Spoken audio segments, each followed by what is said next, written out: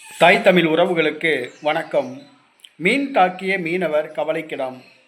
மீன் தாக்கிய மீனவர் கவலைக்கிடம் என்ற தலைப்பில் இந்த காணொளியை காண்கிறோம். நாகப்பட்டினம் மாவட்டம் வேதாரண்யத்தை அடுத்த வெள்ளப்பள்ளம் என்ற ஊரை சார்ந்தவர் ராஜ்குமார். இவர் ஒரு மீனவர். சக மீனவர்களுடன் 5 பேருடன் ஆழ்கடல் பகுதிக்கு மீன்பிடிக்க சென்றார். ஆழ்கடலில் அவர் மீன்பிடித்துக் கொண்டிருந்த பொழுது சொறி என்ற விஷத்தன்மை வாய்ந்த மீன் அவரை தாக்கியது. அதாவது அந்த விஷத்தன்மை வாய்ந்த சொறி வகை மீனானது முள்ளால் குத்தினால் கூட அது மீனவர்களுக்கு பாதிப்பு ஏற்படும். ஆழ்கடலில் மீன்பிடித்துக் கொண்டிருந்த பொழுது சொறி என்ற மீனவர் ராஜ்குமாரை தாக்கியது. உடனடியாக அவர் அங்கே மயக்கமடைந்தார். உடனடியாக படகை அவர்கள் கரைக்கு செலுத்தினர்.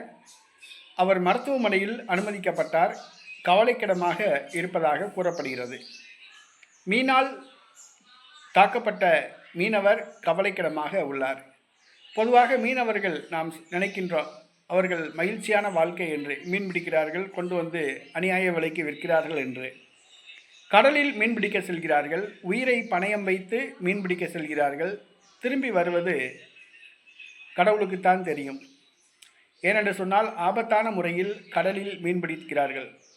இயற்கை சீற்றம் ஒரு புறம், பாதுகாப்பின்மை ஒரு புறம், அந்நிய நாட்டு படைகளால் பாதுகாப்பின்மை ஒரு புறம், அடுத்ததாக பிடிக்கப்படும் விஷத்தன்மை மீன்களால் உயிரிழப்பு அபாயம் ஒரு புறம். ஆக மீனவர்கள் வாழ்க்கை அது கடல் மேல் நடக்கின்ற வாழ்க்கை போன்றுதான். ஒரு மீனவர் விஷத்தன்மை வாய்ந்த மீனால் பாதிக்கப்பட்டு மருத்துவமனையில் அனுமதிக்கப்பட்டுள்ளார். உயிருக்கு கவலைக்கிடமாக உள்ளார்.